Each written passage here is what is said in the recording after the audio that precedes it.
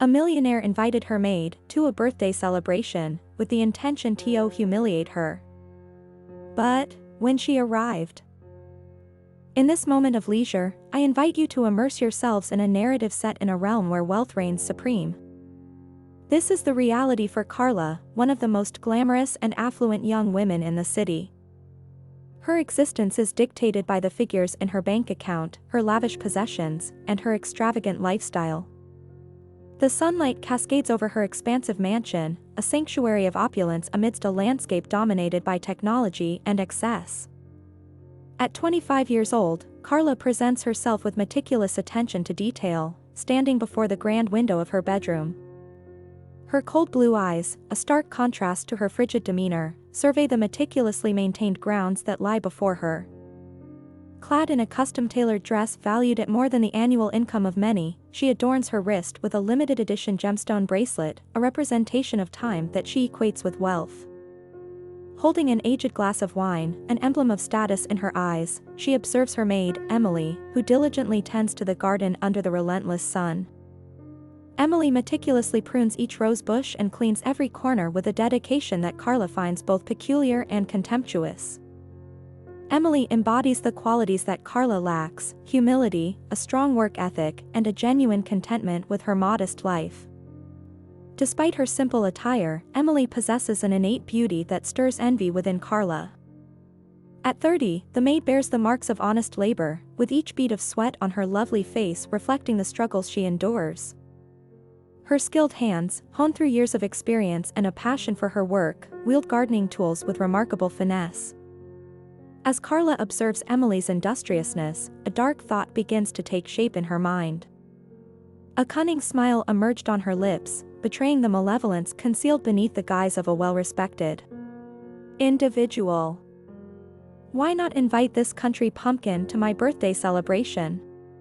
She mused, relishing the thought in her mind. It would be entertaining to transform her into the evening's object of ridicule. Carla's birthday party was the most significant event of the year at her family's estate, where the most prominent and affluent children of the elite congregated to honor Carla's special day and indulge their inflated egos. It was a showcase of designer attire, couture gowns, and jewelry that could sustain a small nation for years. Carla consistently commanded attention at these gatherings, boasting among her peers about plans for the next extravagant escapade or flaunting her latest acquisitions, whether it be a rising star or a yacht larger than her competitors. However, this year, she believed, would be different. This year, she possessed a secret weapon, a cruel prank that would elevate her status above all others in the sophisticated hierarchy of malice they all revered. Leaving her wine glass on the mahogany vanity, Carla exited her bedroom and made her way to the garden. The heat struck her face, serving as a reminder of why she preferred the coolness of air conditioning. She approached Emily, who, upon noticing her, dabbed the sweat from her brow with a delicate handkerchief. "Good afternoon, Miss Carla," Emily greeted her with a sincere smile that made Carla feel uneasy. How could anyone smile so genuinely when their life held so little value? "Emily, my dear friend," Carla began, infusing her voice with a practiced warmth she had honed over the years. "I have been observing your work, and I must say, I am quite impressed." Emily's eyes sparkled with pride at the compliment, and Carla had to stifle the urge to recoil. "It is remarkably simple to influence those who lack discernment," she mused. "Thank you, Miss Carla," she added. "I always strive to ensure everything meets your expectations," Emily replied, her tone reflecting a sense of pride. Carla nodded, feigning approval, and said, "That is precisely why I wish to present you with something special, a token of appreciation for your hard work and commitment."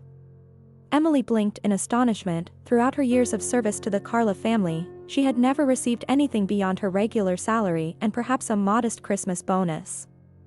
"A reward, miss?" she inquired, her curiosity apparent. "Indeed," Carla continued, savoring each word as if it were a fine vintage. "As you are aware, I host a birthday party each year, the most significant event of the year, where the most affluent children from the nation's elite gather." Emily nodded, though it was evident that she had little knowledge of such an occasion. To her, parties in high society were as remote as the moon. "This year, I would like you to accompany me," Carla announced, observing the shock and disbelief that spread across the maid's face. Me, to a party? Emily stammered, clearly taken aback by the invitation.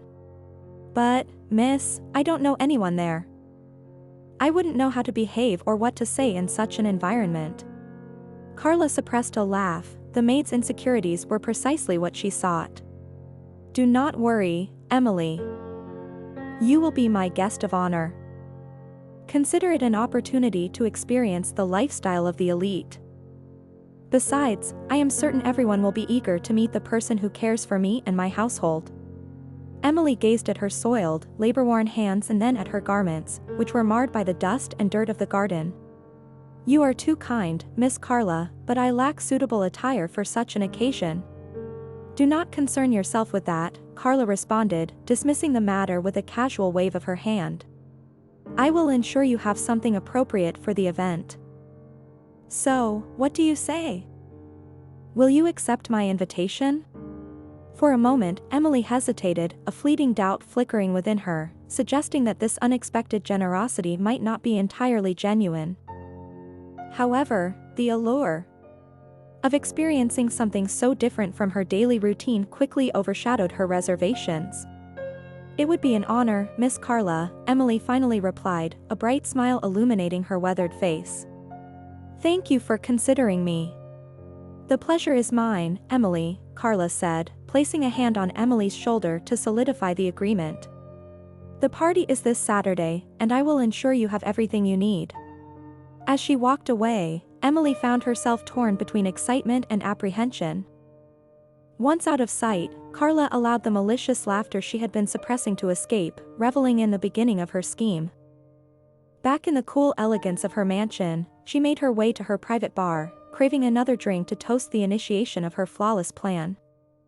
As she poured herself another glass of wine, her mind raced, envisioning every detail of the humiliation she intended to orchestrate. She picked up her phone and dialed a number. After a few moments, a voice answered. Chill, Carla said, foregoing any pleasantries. I need you to do something for me. Find a dress for my maid. It must be eye-catching, and the more inappropriate, the better. Ensure it is excessively large. There was a brief silence on the other end, as if Chill, her personal assistant, was processing the unusual request. Of course, Miss Carla, Chill finally replied. Do you have any specific preferences regarding color or style? Carla smiled to herself, anticipating Chill's response. Just ensure it's something that will attract attention for all the wrong reasons, she instructed before hanging up, not waiting for a reply. Chloe would comprehend, she always did, which made her indispensable to Carla. Chloe was adept at executing even the most outlandish requests without posing inconvenient questions.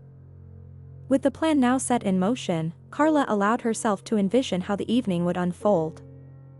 She imagined Emily entering, feeling awkward and out of place in an absurd outfit that would make her conspicuous. Carla could visualize the puzzled glances, the suppressed laughter, and the hushed remarks exchanged over champagne glasses.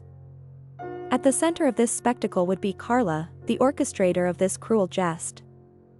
She would be the talk of the town for weeks, perhaps even months. Do you recall when Carla brought her to the party, they would say, sharing a laugh while admiring her audacity and cunning cruelty. However, this was more than just a spiteful prank. For Carla, it was a declaration, a reminder to everyone present of her true identity, not merely a wealthy individual, but someone capable of manipulation, control, and the creation of a spectacle at will. As she savored her wine, Carla contemplated the journey that had brought her to this point. Born into affluence, her parents had ascended the corporate ladder through shrewdness, determination, and a complete disregard for ethics. Each step they took was marked by choices that others might deem ruthless or immoral, instilling in Carla the belief that cruelty was essential for success. She recalled her father's tales of his first significant breakthrough at the age of 26, when he appropriated the idea of a promising startup, presenting it as his own and securing the support of key investors. The original founder, a bright yet naive young man, was never able to prove the theft and ultimately found himself working in an electronics store. Carla's aspirations were irrevocably crushed following the hostile takeover of a family business that had thrived for 3 generations. Her father, devoid of any remorse, systematically dismantled the company and liquidated its assets, leaving numerous loyal employees without jobs. The patriarch, who had painstakingly built the enterprise from the ground up, suffered a heart attack upon receiving the devastating news and passed away shortly thereafter. With each triumph, each $1 million amassed, and each feature in business publications, Carla's father became increasingly consumed by greed, instilling in her the belief that ruthlessness equated to success. Now, residing in the zenith of the wealth her father had amassed, more than she could ever hope to spend, she found herself questioning what remained for her. The excitement had long dissipated, the luxury goods and extravagant vacations had lost their allure, becoming almost insipid. Most troubling of all was her disdain for the radiant beauty of Emily. This prompted her to seek a small act of cruelty, a cruel jest at the expense of a kind-hearted girl like Emily, serving as a reminder to herself and others that she still possessed the power to incite turmoil and revel in chaos for her own amusement. As these thoughts consumed her, Carla returned to the window, where the sun was setting, casting hues of orange and pink across the sky. In the garden, Emily continued her work, blissfully unaware of the fate that Carla had orchestrated for her. For a fleeting moment, a sense of doubt crossed Carla's mind. Was all of this absolutely necessary? What would she genuinely achieve by humiliating someone who had consistently shown kindness and diligence? However, that thought dissipated as swiftly as it had emerged. She harbored a disdain for those more beautiful than herself, and with a fierce expression, Carla focused ahead. The following days at Carla's mansion were filled with frenetic activity. Jill, true to her reputation for efficiency, had procured the perfect outfit for Emily, a garish green dress that was 2 sizes too large, featuring an absurdly voluminous skirt. It resembled something from a poorly executed stage production, entirely unsuitable for a glamorous gathering of elite socialites. When Jill unveiled the dress to Carla, she could not suppress a laugh of satisfaction. "Excellent work," she remarked, examining the outfit with cruel pleasure. "This is precisely what I envisioned." The night of the party arrived, a celebration of light and glamour that seemed to brighten the entire city. The hotel hosting the event was a magnificent structure perched on cliffs overlooking the ocean, transformed into a sanctuary of luxury and exclusivity. The entrance was embellished with grand floral displays and an interminable red carpet, meticulously guarded by security personnel in black suits and earpieces, standing motionless like statues. Luxury vehicles and limited-edition sports cars glided past the Grand Hotel. An unending procession of renowned individuals, each more remarkable than the last, unfolded before them. Friends of Carla's parents mingled with the offspring of influential executives, arriving one after another. Inside her Rolls-Royce, Carla adjusted the bow on her dress, a smile poised on her lips. Beside her, Emily appeared visibly uncomfortable, squeezed into the garish green dress that Jill had selected for her. "Remember, Emily," Carla said with feigned sweetness, "tonight you are my special guest. Don't worry if you don't grasp everything that is said, just smile and nod." Emily, her sweaty hands gripping her knees, nodded anxiously. "Thank you once again for this opportunity, Miss Carla. I promise I won't disappoint you." Carla stifled a giggle, aware that the only way for Emily to avoid disappointment was to become the evening's punchline. As the Rolls-Royce arrived at the entrance, a valet promptly opened the door. Carla exited first, greeting the photographers with a practiced smile as they began to capture her image. With a flourish, she extended her hand to assist Emily out of the vehicle. The moment Emily emerged was precisely as Carla had envisioned. For a brief instant, the flashes ceased, as if the photographers were in disbelief. Then, with renewed vigor, the cameras resumed their relentless clicking. Overwhelmed by the bright flashes, Emily stumbled slightly as she stepped out of the car. Carla held her hand, a gesture that might have appeared friendly to onlookers, but was intended to further draw Emily into the spotlight. "Miss Carla, who is your companion?" one reporter called out. Carla relished the moment, responding, "This is Emily, my maid. I thought it would be delightful to bring someone who utterly understands how to cultivate growth, don't you all agree? Laughter and suppressed giggles rippled through the crowd as Emily, oblivious to the underlying implications of Carla's words, smiled awkwardly at the cameras while they traversed the red carpet. Carla sensed the curious gazes and amused looks directed at them. The celebrities, socialites, and prominent figures of the elite world observed with a blend of confusion and evident amusement. Upon entering the hotel's grand lobby, the disparity between Emily's background and the opulence of the event became increasingly evident. Crystal chandeliers adorned the ceiling, casting a golden glow over the guests who mingled casually, champagne flutes in hand. The affluent attendees were draped in designer gowns valued at more than Emily's entire home, while the young heirs appeared to compete over who sported the most extravagant watch or drove the most exclusive vehicle. Overwhelmed by the spectacle, Emily paused and whispered, "I'm not sure I belong here."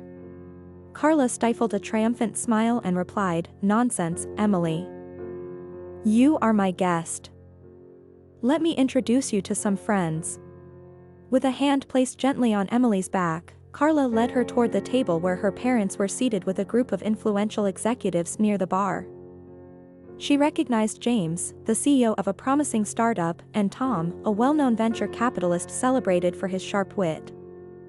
"Carla," James called out, raising his glass in greeting. "We thought you were going to miss the party and all this fun." "Never," Carla responded before turning to Emily.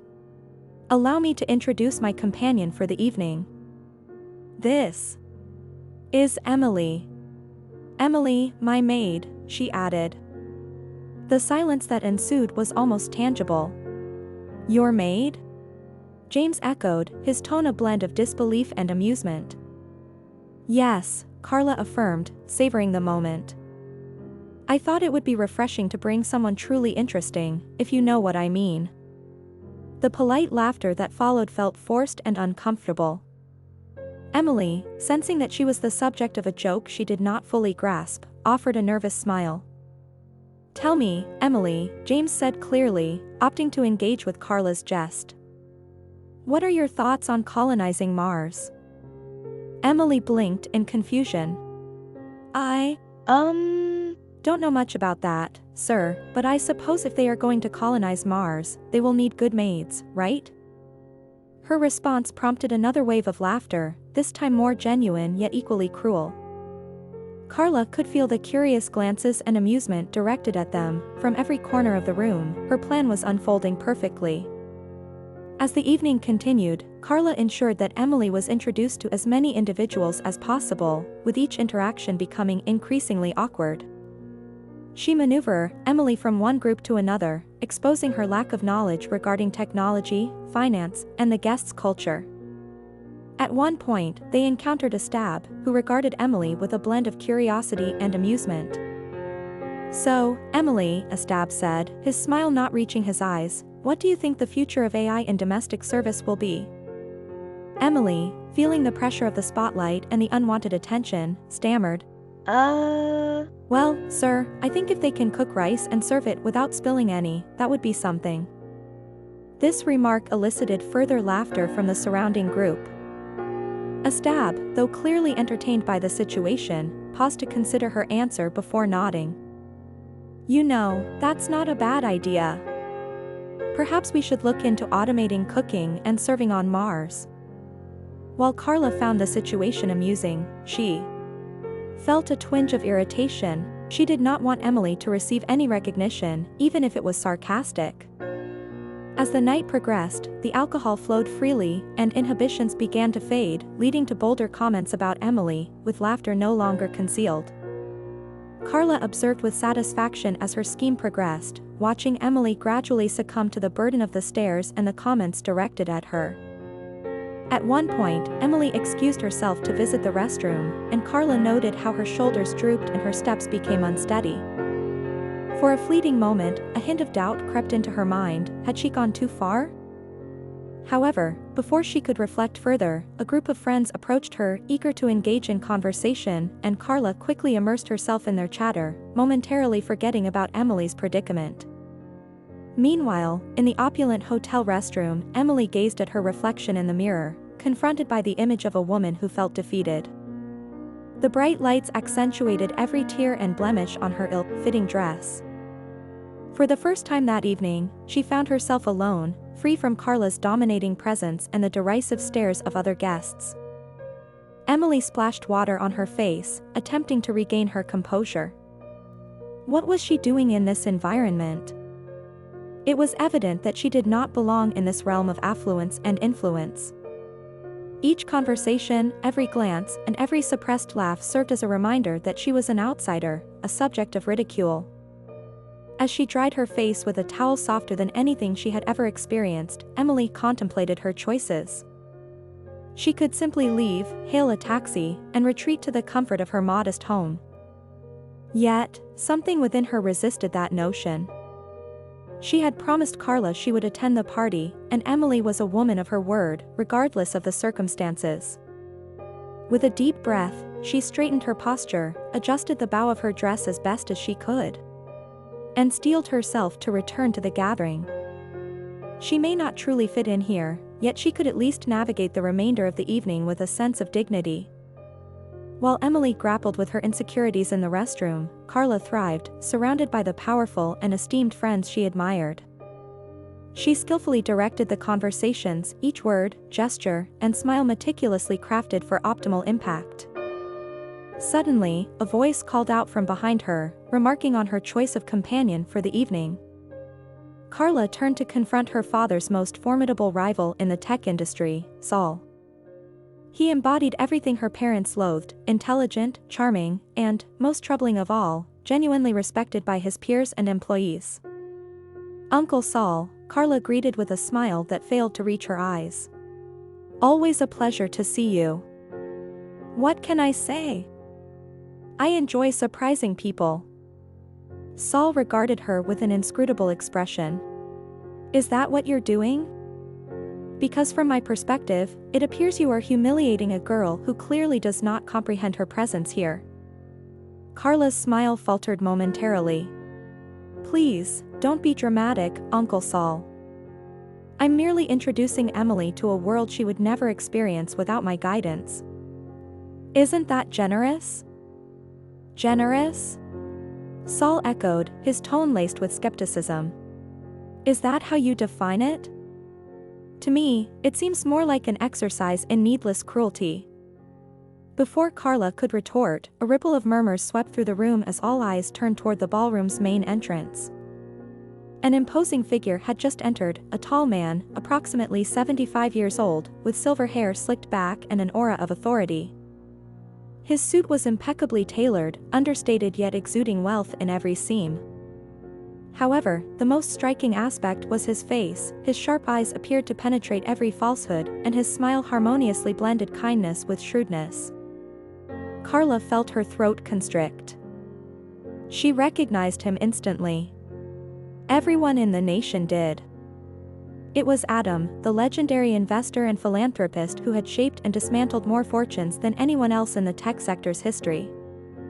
He was the one individual to whom even the titans of the industry showed deference, and he was making his way directly toward them. "Saul, my boy," Adam said in a tone that was both amiable and unmistakably authoritative, "it's a pleasure to see you again. How is that clean energy initiative you mentioned progressing?" Saul, visibly pleased to receive Adam's attention, eagerly began to share an enthusiastic update on the latest developments in solar technology. Carla, feeling somewhat overlooked, prepared to speak up when she noticed Adam's gaze had shifted toward her. "And you must be Carla," Adam remarked, extending his hand. "I have heard much about you." Carla shook his hand, striving to mask her anxiety with a confident demeanor. "Mr. Adam, it is an honor. I trust that what you have heard is favorable." Adam smiled, yet something in his eyes made Carla feel as though she were being examined closely. "I have heard various things. You are indeed a remarkable individual, Carla. However, I must say, your choice of companion this evening is quite intriguing." At that moment, as if summoned by Adam's words, Emily emerged from the crowd, her face still showing signs of having been freshly washed, and a newfound determination evident in her expression, as if she had made a significant decision. The moment Carla had anticipated all evening had finally arrived, with Emily back in the ballroom and Adam observing with keen interest, setting the stage for the grand conclusion of the cruel scheme she had orchestrated. "Mr. Adam," Carla said, her smile barely concealing her malice, "allow me to introduce my special guest for the evening. This is Emily, my maid." The ensuing silence was nearly complete, even the background music seemed to diminish, as if the world itself was pausing to witness what would unfold next. Adam scrutinized Emily from head to toe, his expression inscrutable. Emily stood as tall as possible in her ill-fitting dress, confronting the gaze of the renowned investor, a friend of Carla's parents, while also enduring the amused looks from Carla's young elite friends. A blend of anxiety and determination coursed through her. Then, unexpectedly, Adam smiled, not the thin, sarcastic grin Carla had anticipated, but a warm, genuine smile that illuminated his eyes.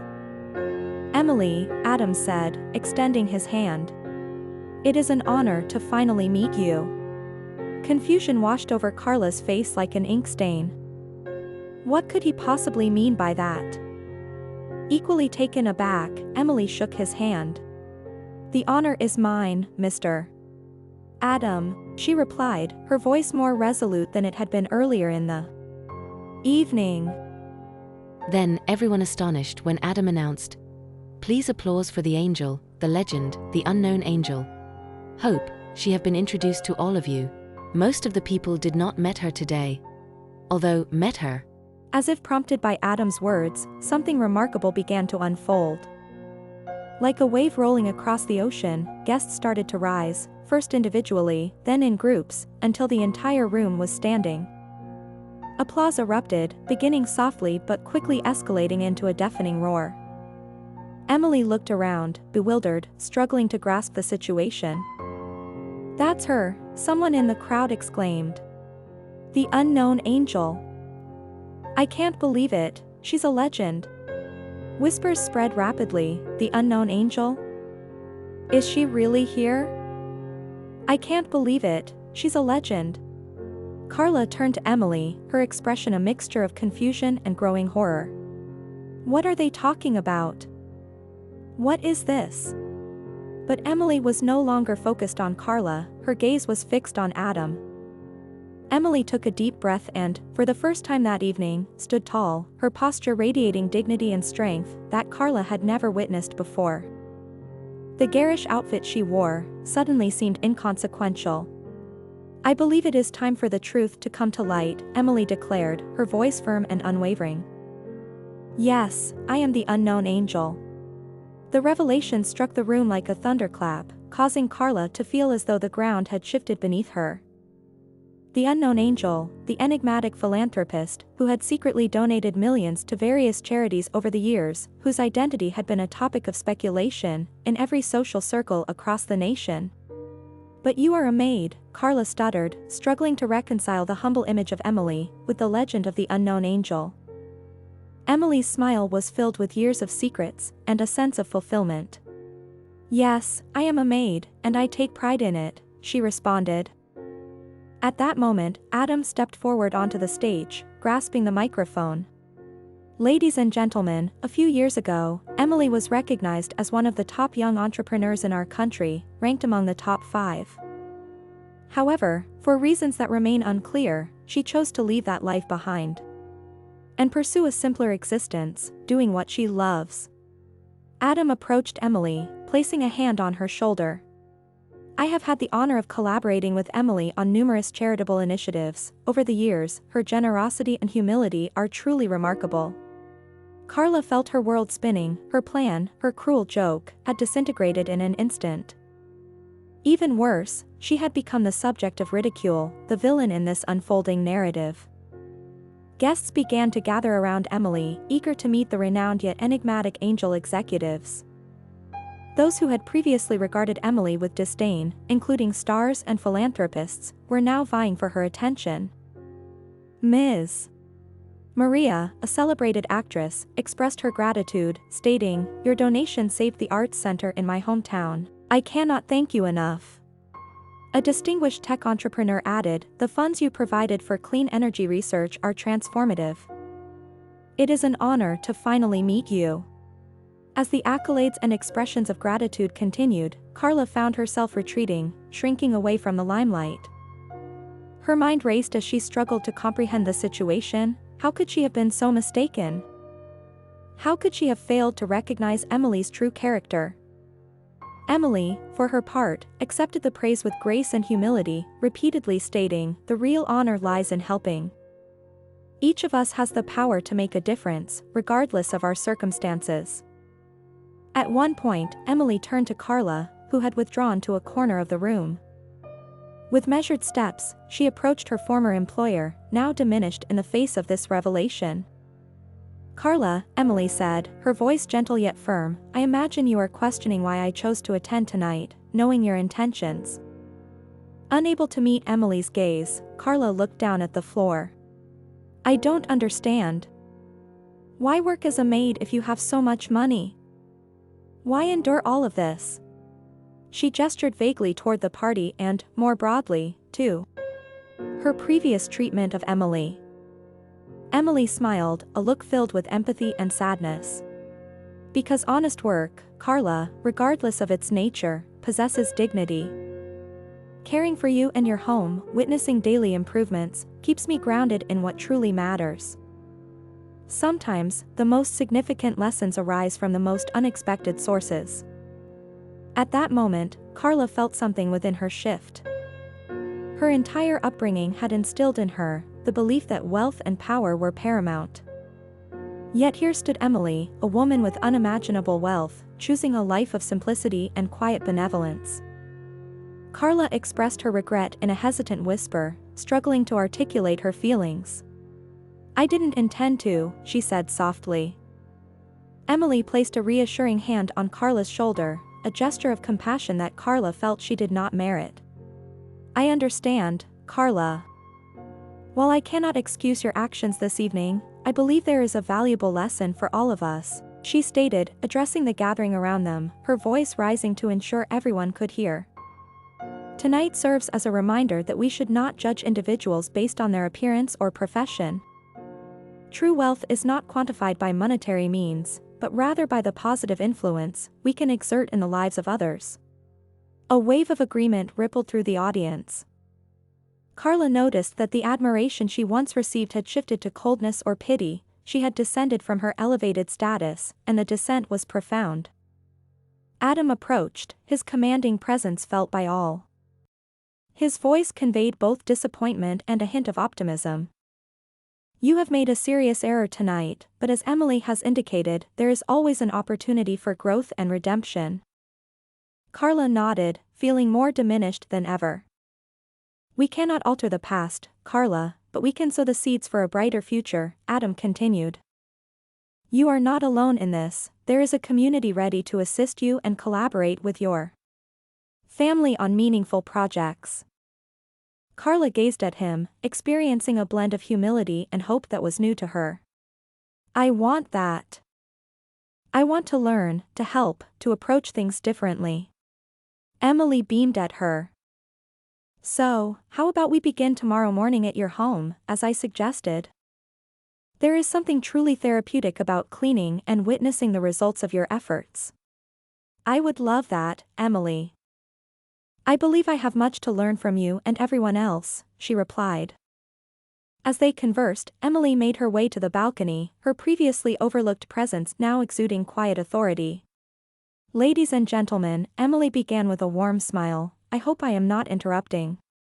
"Not at all," came the response. Saul made space for her to join them, while Carla, still struggling with her feelings of shame, found it difficult to meet Emily's gaze. "Emily, I am at a loss for words," she admitted. Emily gently placed her hand on Carla's shoulder, a familiar gesture of compassion. "Sometimes, Carla, words are unnecessary. What truly matters is our actions moving forward." The group stood in quiet contemplation, their eyes fixed on the starry sky as the gala came to a close. The guests departed with a renewed outlook, inspired by the tale of the unknown angel, the millionaire maid who had dedicated her life to selflessly assisting others. This story would soon circulate widely, encouraging many to reevaluate their values and the essence of success. Carla, who had initially organized her birthday celebration with the intent to belittle her maid, left with a profound lesson in humility and a revitalized sense of purpose. That evening, she engaged in a lengthy conversation with her parents, who expressed deep regret for instilling negative values in her upbringing. Together, they committed to change, aiming to contribute positively to their community rather than pursuing their own selfish desires. The following morning, as promised, Carla arrived ready to work alongside Emily in cleaning the house. She realized that they were not merely tidying a home, they were rejuvenating their lives and embracing transformation. This endeavor heralded a promise of change for their entire community. The narrative of the affluent heiress and her maid would evolve into a legend, serving as a reminder that true wealth is not quantified by monetary means but by the positive influence we can exert on the lives of others. If you found this story enjoyable, we encourage you to like and subscribe to our channel.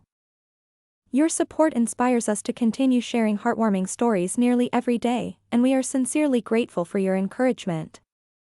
Until next time, take care.